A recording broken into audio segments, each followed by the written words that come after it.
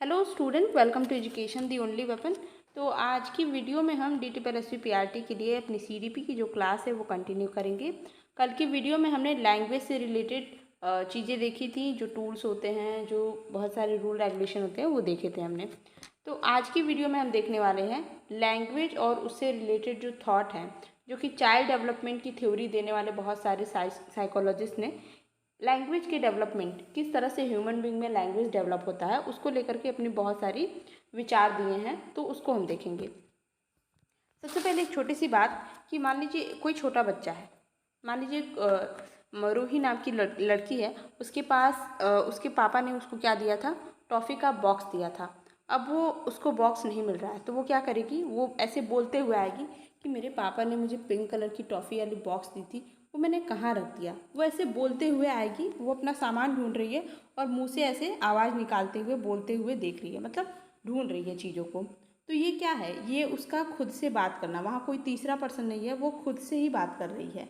तो इसको बोला जाता है सेल्फ टॉक, जिसको पियाजे बोलते हैं कि ये ईगो सेंट्रिक टॉक है। ठीक है। तो एक बच्चे का खुद से जो बात करने का, जो कि सबके बचपन में होती है ये चीज़ें, हम खुद से बातें करते हैं। तो इस बात को इन्होंने बोला है ये ईगो सेंट्रिक चीज़ है, जो कि बहुत ज़्यादा यूजफुल नहीं है। इसको एक तरह से इन्होंने बोला है कि ये वेस्ट है, और इसका चाइल्ड डेवलपमेंट में, एक तरह से लैंग्वेज डेवलपमेंट में कोई बहुत ज़्यादा यूज नहीं है। ठीक है। और इन्होंने बताया है कि जैसे जैसे एज बढ़ती है, बच्चों में जो सेल्फ टॉक वाली आदत होती है वो धीरे धीरे चेंज हो जाती है। मतलब वो अब दूसरों से इंटरेक्ट करके बातें करने लगते हैं, ना कि खुद से बातें करते हैं। ये किसकी सोच है? ये पियाजे ऐसा मानते हैं। और ये बोलते हैं कि इनर टॉक से बेस्ट होता है सोशल टॉक। मतलब हम जब बाहर दूसरों से इंटरेक्ट करके बातें करते हैं, वो थोड़ा बहुत यूजफुल हो सकता है, बट सेल्फ टॉक बहुत ज़्यादा यूजफुल नहीं होता है। इन्होंने बताया है कि क्लास में जब बच्चे जो हैं खुद से ही सारे, मान लीजिए क्लास में 20-25 बच्चे हैं, वो खुद से क्या कर रहे हैं, सेल्फ टॉक कर रहे हैं। तो इसके लिए एक टर्म दिया गया है, कलेक्टिव मोनोलॉग। ओके। तो इन्होंने इन सारी चीज़ों को एकदम फिजूल बताया कि भैया ये सब कोई काम का नहीं है, इससे कोई लैंग्वेज वैंग्वेज में नहीं डेवलप नहीं होती है। वहीं वाइगॉत्स्की बताते हैं कि बच्चे का जो खुद से बात करने का एक जो प्रोसेस होता है, ये बहुत ही इम्पॉर्टेंट है। और इसको ये प्राइवेट स्पीच बोलते हैं, निजवाच करना, जिसको पियाजे ने बोला है कि वो ईगोसेंट्रिक टॉक है। इसको इन्होंने बोला है कि ये प्राइवेट स्पीच होती है, निजवाच होती है। ये बहुत ही इम्पॉर्टेंट है, बहुत ही यूजफुल है, क्योंकि बच्चा जो बोलेगा ना, वही चीज़ वो करेगा भी। जैसा कि हम माइंड में जो सोचते हैं, सबसे पहले अपने सबकॉन्शियस में चीज़ें भरते हैं कि अच्छा अब इसके बाद मैं ये काम करूँगा, तो हमने अपने माइंड से बोल दिया हम ये करेंगे, और हम वही जाके करते हैं। तो जो छोटा बच्चा होता है वो पहले खुद से बोलता है कि अरे मुझे ये करना है, मुझे ये टॉफ़ी लेनी है, मुझे अपना बैग उठाना है। तो वो जो बोलता है वही वो करता है। तो इस हिसाब से वाइगॉत्स्की ने बोला है कि एक बच्चे का खुद से बात करना बहुत ज़्यादा इम्पॉर्टेंट है। वो किस तरह से इम्पॉर्टेंट बताते हैं इस चीज़ को, वो बोलते हैं कि इससे बच्चे की थिंकिंग प्रोसेस इम्प्रूव होती है। ऑब्वियस सी बात है, क्योंकि जो बच्चा स्पीक करता है वही तो वो काम भी करता है, इसलिए थिंकिंग प्रोसेस इससे इम्प्रूव होती है। दूसरी उनकी बिहेवियर की जो प्रोसेस है, व्यवहार करना, जो वो सोचेगा, जो वो बोलेगा, वही वो करेगा भी। तो यानी उसका व्यवहार भी उस तरह से क्या हो रहा है, उससे कंट्रोल हो रहा है, रेगुलेट हो रहा है। और तीसरी बहुत ही इंपॉर्टेंट चीज़, प्रॉब्लम सॉल्विंग। अब आप क्लास में छोटे बच्चों को, जो अर्ली चाइल्डहुड के बच्चे हैं, आप उनको क्लास में कोई टास्क दे दो कि आपको ये चीज़ इस फिगर में से एक शेर ढूंढना है, जाओ। तो वो क्या करेंगे, वो बोलेंगे अरे यहाँ तो पेड़ है, ये तो ऐसा है, यहाँ पे तो कुछ दिख नहीं रहा। तो वो खुद से बोल बोल के वो चीज़, यानी कि प्रॉब्लम सॉल्विंग में या फिर कोई भी टास्क सॉल्व करने के लिए भी वो क्या करते हैं, निजवाच का प्रयोग करते हैं, यानी प्राइवेट स्पीच का प्रयोग करते हैं। तो वाइगॉत्स्की बोलते हैं कि private speech is a very important thing for all the type of important thing. मतलब कि चाहे वो रेगुलेशन हो, चाहे वो थिंकिंग प्रोसेस हो, चाहे वो प्रॉब्लम सॉल्विंग हो, चाहे चाहे बहुत सारी चीज़ें। और हम भी ये चीज़ें करते हैं। हाँ, हम ये है कि हमें कोई प्रॉब्लम सॉल्व करनी होती है तो हम उसको पब्लिक में नहीं बोलते, हम अपने मन में हमारी तमाम चीज़ें चल रही होती है, अरे मुझे ये करना है, ये काम करना है, ये काम करना है। और जिस चीज़ को पियाजे बोल रहे थे कि ये जो सेल्फ टॉक होती है एक उम्र के बाद जो है वो ख़त्म हो जाती है, तो उसको वाइगॉत्स्की बोलते हैं नहीं, ऐसा नहीं है। जो हमारी सेल्फ टॉक वाली आदत है, ये एज बढ़ने के साथ एक्चुअली इनर स्पीच हो जाती है। क्या हम खुद से बातें नहीं करते? हम बात करते हैं ना, हमें कोई प्रॉब्लम सॉल्व करनी होती है। हाँ, हम पब्लिक में नहीं बात करते हैं, यानी कि वो इनर स्पीच से रिप्लेस हो जाती है। और ये चीज़ हमें बच्चों में इम्प्रूव भी करनी चाहिए, क्योंकि इससे इतने सारे चीज़ जो हैं जुड़े हुए हैं जो कि बच्चों के अंदर एक बेहतर डेवलपमेंट, लैंग्वेज के डेवलपमेंट को इम्प्रूव करते हैं। क्योंकि जो बच्चा सोचेगा, जो अपने आप से बातें करेगा, वही वो बिहेव करेगा और वही वो सीखेगा भी। ठीक है। सेल्फ टॉक के मामले में वाइगोत्स्की की जो बात है उसको सब लोग सही भी मानते हैं, क्योंकि एक तरीके से सही भी है। इनका मानना है कि लैंग्वेज व थिंकिंग, यानी कि जो बच्चे का बोलना है, भाषा को जो सीखना है और जो थिंकिंग प्रोसेस है उसकी, वो पहले जो बच्चा एकदम छोटा रहता है, जब उसकी इन्फेंसी पीरियड चल रही होती है, उस वक्त बोलना और सोचना ये दोनों अलग अलग होता है। बट जैसे जैसे बच्चे उम्र के साथ बड़े होते हैं, 1 साल के हुए, फिर 1 से 2 साल के हुए, तो वो क्या होता है, एक साथ जो है मर्ज हो जाता है। यानी कि अब बच्चा जो सोच रहा है वही बोल भी रहा है, यानी थिंकिंग और उसकी जो लैंग्वेज है, यानी सोचना और उसका जो बात करने का जो वो है वो एक हो जाता है। और उम्र बढ़ने के साथ साथ जो है ये चीज़ें, बोलने और सोचने वाली चीज़ें, प्रक्रिया जो है एक साथ हो जाती है। यानी कि कितना ज़्यादा इम्पॉर्टेंट सेल्फ टॉक को वाइगोत्स्की देते हैं कि इससे बच्चे की पूरी थिंकिंग प्रोसेस जो है रेगुलेट होती है। ओके। पियाजे का मानना है कि थिंकिंग पहले आती है, लैंग्वेज बाद में आती है। क्योंकि हम जैसे जानते हैं कि पियाजे जो है हेरिडिटी को सबसे ज़्यादा इम्पोर्टेंट देते हैं। ये बोलते हैं सबसे पहले मैच्योरिटी होगी तब जाके वो बच्चा लैंग्वेज या जो भी चीज़ सीखेगा। तो सबसे पहले जो भी बायोलॉजिकल चीज़ से जुड़ी हुई एस्पेक्ट है बच्चे के अंदर, वो सबसे पहले इम्प्रूव होगा और तब जाके बच्चा कुछ और सीख पाएगा, तब जाके वो सोशली इंटरेक्ट कर पाएगा। यानी कि सबसे पहले बच्चा सोचता है, फिर वो लैंग्वेज सीखता है। ठीक। जबकि वाइगोत्स्की का मानना है कि दोनों प्रोसेस पहले पहले तो अलग अलग होते हैं, बाद में दोनों एक साथ हो जाते हैं उम्र बढ़ने के साथ। यानी कि ये दोनों एक तरह से इंटर रिलेटेड हैं। Okay.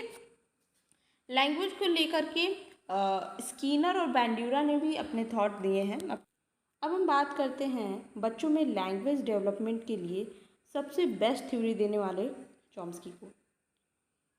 Chomsky is a best linguist, जिन्होंने बच्चों में किस तरह से बच्चे लैंग्वेज सीखते हैं, लैंग्वेज का डेवलपमेंट बच्चों में किस तरह से होता है, उसके लिए बहुत ही लॉजिकल तरीका और लॉजिकल मेथड बताया जो एक्चुअली एग्जिस्ट करता है हमारे अंदर। ये बताते हैं कि हम ह्यूमन बीइंग में नेचर ने एक ऐसा सिस्टम बनाया है, हमारे अंदर एक डिवाइस पाई जाती है जो कि है लैंग्वेज एक्विजिशन डिवाइस, LAD। इनके अनुसार LED हमारे अंदर पाया जाता है, जिससे कि हमारे आसपास के इन्वायरमेंट में जो भी लैंग्वेज यूज किया जाता है उसको हम बहुत जल्दी ग्रैस्प कर लेते हैं, हम सीख लेते हैं। और ये सबसे ज़्यादा एक्टिव होता है हमारे अर्ली चाइल्डहुड फेज में। मीन्स एक जापानीज बच्चा उसके यहाँ बोली जाने वाली जापानी लैंग्वेज सीखता है, इंडियन बच्चा उसके यहाँ बोली जाने वाली इंडियन लैंग्वेज सीखता है, और कोई ब्रिटिश का बच्चा इंग्लिश लैंग्वेज सीखेगा, या फिर कहीं का भी बच्चा जो भी उसके इन्वायरमेंट में लैंग्वेज बोली जा रही है वो सीख सकता है। क्यों? क्योंकि उसके अंदर LED पाया जाता है जो कि अपने अर्ली चाइल्डहुड में सबसे ज़्यादा एक्टिव होता है। ठीक है। इनका मानना है कि LED जो कि जो डिवाइस है वो भाषा अर्जन की क्षमता के साथ हमारे अंदर, जब हम पैदा होते हैं तो हमारे अंदर नेचर ने ऐसा बनाया है कि हम चीज़ों को अर्जित कर सकते हैं, सीख सकते हैं। और LED एक ऐसा चीज़ है कि मान लीजिए हमने 10 भाषा सीखी, मतलब 10 शब्दों को सीखा, तो हम उस 10 शब्द से पता नहीं कितने लैंग्वेज, कितने सेंटेंस तैयार कर सकते हैं। हमारे अंदर एक तरह से प्रोग्रामर पाया जाता है ये चीज़ों को समझने का। मतलब हमने अब जैसे कि 3-4 ही वर्ड है, जैसे कि मैं, तुम, मैं आता हूँ, मैं जाता हूँ, मैं ये कर रहा हूँ, मैं वो कर रहा हूँ, मतलब कुल मिला के कुछ कुछ ही शब्द हैं, पर हम इनको पता नहीं कितने तरीक़ों से, अनगिनत तरीके से हम प्रयोग करते हैं। उसका पूरा श्रेय जो है इस डिवाइस को जाता है जो कि हमारे अंदर पाया जाता है अकॉर्डिंग टू चॉम्स्की। चॉम्स्की कहते हैं ये किसी और भी जीव में नहीं पाया जाता है, केवल ह्यूमन बीइंग में पाया जाता है कि हम भाषा अर्जित करने की क्षमता भी रखते हैं और उसको एक तरह से जनरेट करने की क्षमता भी रखते हैं। हमारी मर्जी है कि हम जिस तरह से चाहें, हमारे पास जितने भी शब्दों का नॉलेज है, जितना भी हमारा वर्ड स्कोप है, उसको हम चाहें जितना अनगिनत सेंटेंस बना करके यूज कर सकते हैं। हमें अपनी जितनी भी बात बोलनी है हम उसी 10-20 वर्ड से बना करके क्या कर सकते हैं, बोल सकते हैं। तो लैंग्वेज एक्विजिशन डिवाइस जो है टोटल कुल मिलाकर के बच्चों के अंदर चाइल्ड डेवलपमेंट में, लैंग्वेज डेवलपमेंट में सबसे ज़्यादा इम्पॉर्टेंट रोल है ये लैंग्वेज एक्विजिशन डिवाइस। और इसलिए चॉम्स्की को इस मामले में माना जाता है कि इन्होंने लैंग्वेज डेवलपमेंट की बच्चों के अंदर जो है सबसे बेस्ट थ्योरी दी है एलएडी के नाम पे। एलएडी इन्होंने बताया है कि एलएडी जो है किसी और भी जीव में नहीं पाया जाता है। इसके लिए ये जो है चिंपैंजी के ऊपर भी एक्सपेरिमेंट कर चुके हैं। इन्होंने एक चिंपैंजी को हायर किया, एक तरह से उसको रखा, एक्सपेरिमेंट किया उसके ऊपर, उसको बहुत सारे लैंग्वेज सिखाएं, भाषा सिखाएं, बट वो जो भाषा सिखाई गई वो समझ ले रहा है, बोल ले रहा है, बट उसको अगर बोला जा रहा है कि इन 10-20 शब्दों से तुम कोई और सेंटेंस बना के दिखाओ, तो वो नहीं बना सकता। क्यों? क्योंकि उसके अंदर अंदर एलईडी है ही नहीं। ये इससे सिद्ध होता है कि भैया हमारे अंदर एलईडी पाया जाता है, जिससे हम चीज़ों को क्या कर सकते हैं, बोल सकते हैं, अपने हिसाब से शब्दों का प्रयोग करके नए नए सेंटेंस का यूज कर सकते हैं, अपनी बातें बता सकते हैं। बट इसकी खास बात है कि एलईडी सबसे ज़्यादा एक्टिव जो है अर्ली चाइल्डहुड में होता है, जो कि एज बढ़ने के साथ साथ वीक होने लगता है।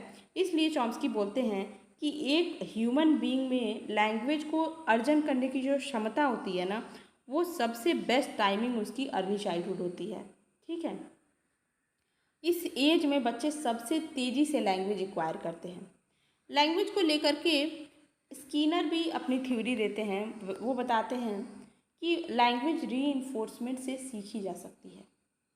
रीइंफोर्समेंट मतलब क्या होता है कि आपको किसी बात के लिए प्रेज किया जाना। जैसे मान लीजिए आपकी क्लास में, आप टीचर हो, आपकी क्लास में कोई छोटा बच्चा है, उसने इंग्लिश की पोएम सुनाई, आप बोलते हो तुमने बहुत अच्छा पोएम सुनाया, आपने उसको बहुत सारा प्रेज किया, आपने उसको चॉकलेट दिया, वो एकदम खुश हो गया, तो वो ट्राई करेगा कि मैं और भी इससे बहुत ज़्यादा पोएम जो है और भी याद करके सुनाऊंगा। बट वो ये तो कर लेगा, वो इंग्लिश लैंग्वेज सीखने लगेगा, बट जो वो लैंग्वेज में सेंटेंस जनरेशन की जो पावर है उसके अंदर, वो इससे रीइंफोर्समेंट से नहीं लाई जा सकती है, वो इससे नहीं डेवलप कर सकता है।